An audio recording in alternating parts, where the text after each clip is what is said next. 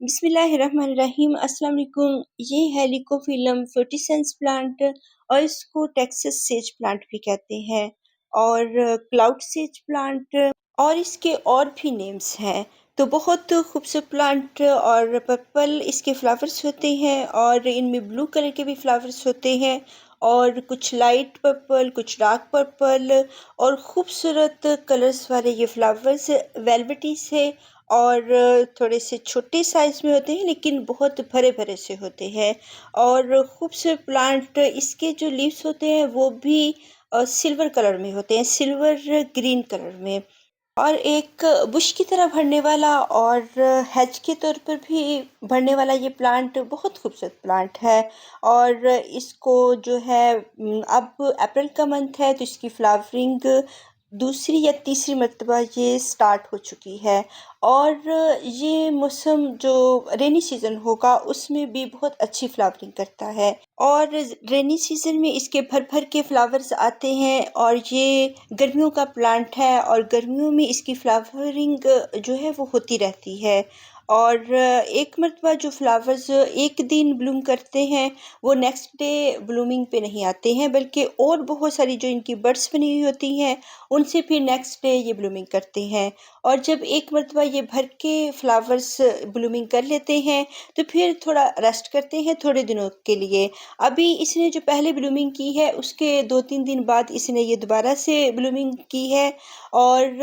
बाज़ औक़ात ये 1 वीक के बाद भी दूसरी ब्लूमिंग स्टार्ट करते हैं और बाज़ औक़ात ये 4 डेज़ के बाद और जल्दी से भी ये ब्लूमिंग स्टार्ट कर देते हैं। यानी कि भर के फ्लावर्स आते हैं और फिर वो एक दिन रहते हैं, फिर नेक्स्ट डे और फ्लावर्स जो बड्स बनी होती हैं वो आ जाते हैं और फिर ये रेस्ट करता है 2-4 दिन के लिए, 1 वीक के लिए और फिर दोबारा से इनके ऊपर भर के फ्लावर्स आते हैं। ऐसे ये तमाम ही गर्मियों में ये इसकी फ्लावरिंग 4-5 टाइम होती है और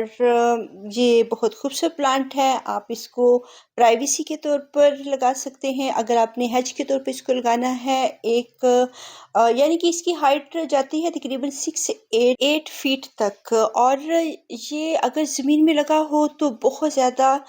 ये बुश भी इसकी इतनी ही तकरीबन फैलती है 6-8 जो है इन फीट तक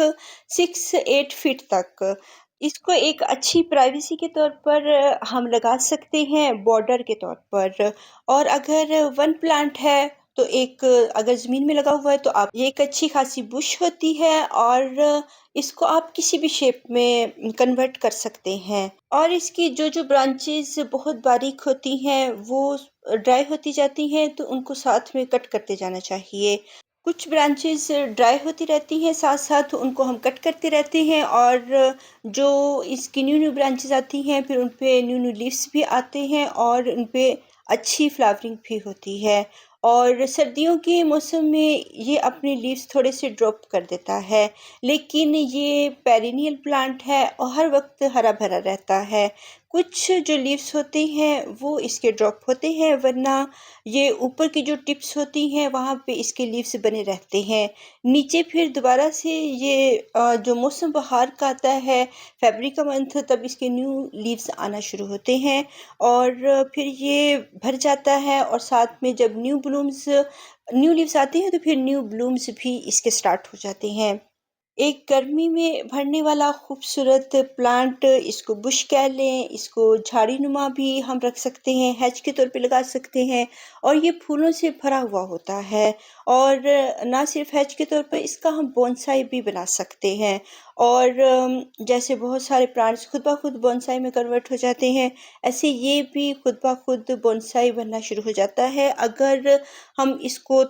छोटी स्पेस देते हैं। अब अगर हमने इसको 14 या 16 इंच के पॉट में लगाया हुआ है और वक्त के साथ ये इसकी जो रूट्स हैं बाउंड हो चुकी हैं और इसको ये स्पेस कम पड़ रही है तो फिर ये खुद ब खुद बोनसाई में होता जाता है और जो इसकी फालतू छोटी छोटी ब्रांचेस होती हैं वो हम कट करते रहते हैं और फिर एक खूबसूरत सी इसकी शक्ल क्रिएट हो जाती है और एक बुश के तौर पे भी रख सकते हैं। और मेरा ये प्लांट है ये बोनसाई की शक्ल में बन गया है और कुछ मैंने भी इसको जब ये खुद इसकी शाखें, इसकी ब्रांचेस इधर-उधर जा रही थी, तो फिर मैंने इनको जो है उसी शेप में इसको सेट करना शुरू कर दिया। फिर एक खूबसूरत बोनसाई की लुक इख्तियार कर गया और अब ये खूबसूरत एक बोनसाई मेरे पास छोटा-सा ट्री है। तो इस ट्री को, जो कि एक हेज प्लांट है, एक बुश है और खूबसूरत फ्लावरिंग प्लांट है, तो इसको हम एक छोटे से बोनसाई के तौर पे भी रख सकते हैं। तो अभी इसकी गोडी नहीं करेंगे इसकी, क्योंकि अब बहुत गर्मी आ चुकी है और प्लांट्स वैसे ही स्ट्रेस में हैं, और जिन इलाकों में अभी गर्मी नहीं आई है, जो हिल एरियाज़ हैं, वहाँ पे आप इसकी अब गोडी कर सकते हैं अप्रैल के मंथ में। लेकिन मेरे एरिया में बहुत गर्मी आ चुकी है, तो मैं इसकी अभी गोडी नहीं करूँगी और इसकी हम करते हैं फरवरी के मंथ में या सितंबर के मंथ में, और इसको अच्छी सी खाद दे देते हैं। बहुत हैवी किस्म की खाद नहीं हम इसको देते, और इसको हम, ये वैसे ही लो जो फर्टिलाइज़र होती है उसमें चलने वाला प्लांट है। इसको बहुत ज़्यादा खुराक की ज़रूरत नहीं होती। ये ऐसे ही पेरिनियल के तौर पे रहता है और बढ़ता रहता है। इसको फिर भी हम इसकी अच्छी ग्रोथ के लिए, इसकी फ्लावरिंग के लिए, इसको हम सितंबर के मंथ में इसकी गोडी कर सकते हैं और फरवरी के मंथ में कर सकते हैं। और जो एरियाज़, हिल एरियाज़ हैं और ठंडे इलाके हैं, वहाँ पे आप मार्च अप्रैल में, और जब नॉर्मल टेम्परेचर हो तब आप इसकी गोडी कर सकते हैं, इसको खाद दे सकते हैं। साल में 1 मरतबा दे सकते हैं या 2 मरतबा भी दे सकते हैं। अब मैंने इसकी गोडी नहीं की है क्योंकि अभी बहुत गर्मी आ चुकी है और फरवरी में मुझे टाइम नहीं मिला। अब जब बरसात का मौसम होगा या कोई अच्छा सा मौसम होगा तब हम इसकी गोडी करेंगे, और फिर इसकी जो रूट्स हैं उनको फैलने का थोड़ा-सा टाइम मिलेगा, जगह मिलेगी, स्पेस मिलेगी। और ये एक पॉट में 14 या 16 इंच के पॉट में काफ़ी सालों से, तकरीबन 5 ईयर्स से मेरे इसी पॉट में ये लगा हुआ है, और जब तक ये टूट नहीं जाएगा ये इसी पॉट में रहेगा। और इसको रूट बाउंडिंग पसंद है और ये इस पॉट में हैप्पी है। लेकिन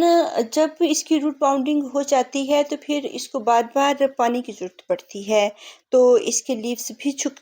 सकते हैं और इसकी ब्रांचेस जो होती हैं वो थोड़ी-सी ड्राई होती हैं। तो रूट बाउंडिंग में हम इसको वाटरिंग तकरीबन रोज़ाना ही करते हैं, लेकिन ये ड्रॉट टॉलरेंट प्लांट है। इसको इतना पानी पसंद नहीं होता, और ये अगर ग्राउंड में लगाया हुआ है तो ये ऐसे ही बढ़ता रहेगा, और अगर आपने इसको पॉट में लगाया हुआ है और रूट बाउंड हो चुका है फिर तो इसका रोज़ाना ही पॉट सॉइल ड्राई होगी और हम रोज़ाना ही इसको वाटरिंग करते हैं। गर्मियों के दिनों में और सर्दियों में तो मैं 1 वीक तक इसको वाटरिंग नहीं करती हूँ, जब तक इसके लीव्स नीचे झुकना ना शुरू हो जाएँ। और गर्मियों में बहुत गर्मी है, बहुत गर्मी हो चुकी है और काफ़ी हाई टेम्परेचर हो चुका है, तो इसमें प्लांट्स के लीव्स वैसे ही झुके-झुके से रहते हैं। तो फिर भी हमने इसको देख के वाटरिंग करनी है, जब सॉइल ड्राई हो तो फिर वाटरिंग करेंगे। अगर हम गीली सॉइल में वाटरिंग करते रहेंगे तो फिर रूट्स जो होंगी वो गल जाएँगी और प्लांट हमारा ख़राब हो जाएगा। जब सॉइल मॉइस्ट हो तब हम इसको वाटरिंग नहीं करेंगे, और जब सॉइल ड्राई हो तो फिर भी 1 दिन छोड़ के आप इसको वाटरिंग कर सकते हैं। बहुत गर्मी है और हमारा प्लांट बहुत रूट बाउंड है, और फिर हम इसको रोज़ाना, अगर सॉइल ड्राई हो रही है तो रोज़ाना ही इसको वाटरिंग करेंगे। तो वैसे ये ड्रॉट टॉलरेंट प्लांट है, इसको इतनी नीड नहीं होती है वाटरिंग की, और इसके बगैर ये हैप्पी रहता है। इसको हम इसकी कटिंग से, एक हेल्दी कटिंग से, हम बहुत पतली वाली कटिंग्स ना लें, एक मोटी सी कटिंग लें और मोटी ब्रांच हो, इससे भी मोटी, आप पेंसिल की थिकनेस जितनी इसकी जो है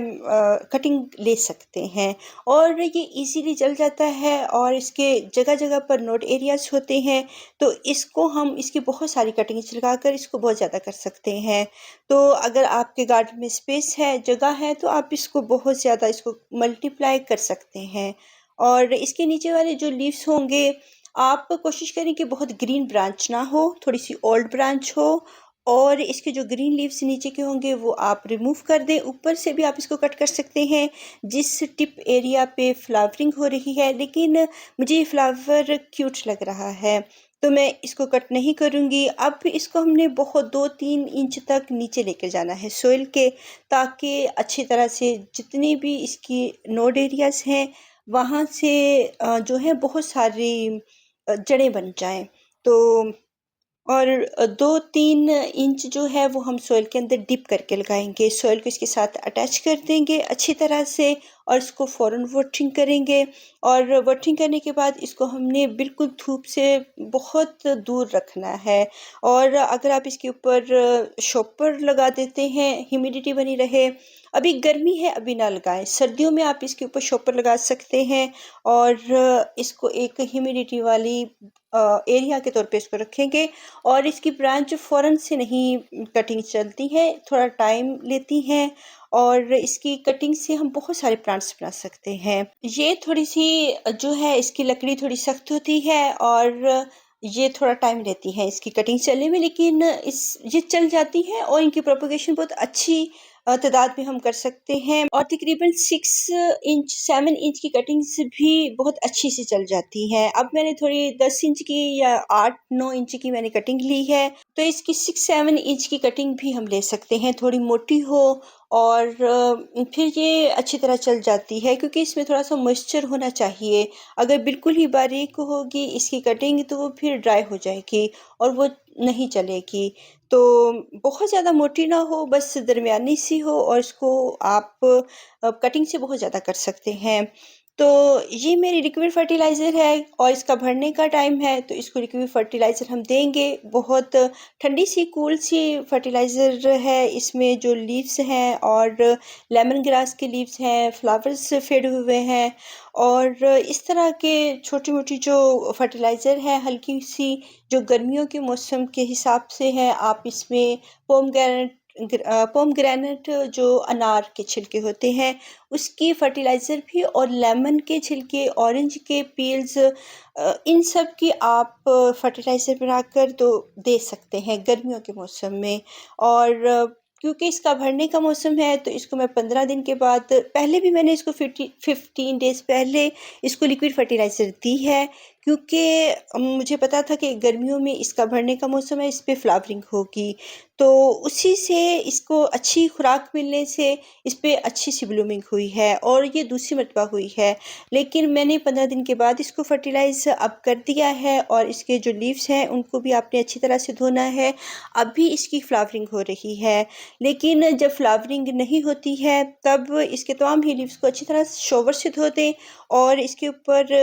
जो लिक्विड फॉर्म में ये फर्टिलाइज़र अगर हम इसके ऊपर छिड़क देते हैं, स्प्रे कर देते हैं, तो इसके लीव्स अच्छी तरह धुल जाते हैं। और ये जो बटरफ्लाइज़ और बीज़ अट्रैक्टिव प्लांट है, इसमें बहुत सारी बीज़ आती हैं, बटरफ्लाइज़ आती हैं और ये तमाम ही जितने पॉलिनेशन करने वाले जो बग्स वगैरह होते हैं, उनको अपनी तरफ अट्रैक्ट करती है, ये बुश, ये प्लांट। तो इसकी वजह से इस पे काले-काले से बहुत सारे पेस्ट लग जाते हैं, तो इसको शॉवरिंग करना अपनी लीव्स के ऊपर बहुत पसंद है। और अगर हम इसको फर्टिलाइज़ कर लिक्विड फर्टिलाइज़र तो इसके लीव्स के ऊपर छिड़क देते हैं, तो वो भी ये बहुत लाइक करती है। इससे इसके जो पेस्ट होते हैं साफ़ हो जाते हैं और इसके लिए यही पेस्टिसाइड इनफ है। इसको हैवी किस्म की पेस्टिसाइड की ज़रूरत नहीं होती। अगर आप इसके लीव्स शॉवर से अच्छी तरह धो देते हैं, यही इसकी पेस्टिसाइड है। और अगर हम इसको लिक्विड फर्टिलाइज़र दे रहे हैं, तो इसके लीव्स के ऊपर भी छिड़क देते हैं।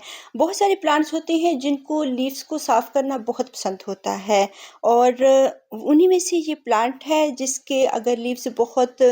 ख़राब डर्टी हो जाते हैं, इसके ऊपर मिट्टी पड़ जाती है, इसको अच्छी तरह से अगर हम शॉवर से धोते हैं तो ये बहुत लाइक करता है। पेरिनियन प्लांट है और सालों हमारे गार्डन में रहने वाला है। अल्लाह हाफ़िज़।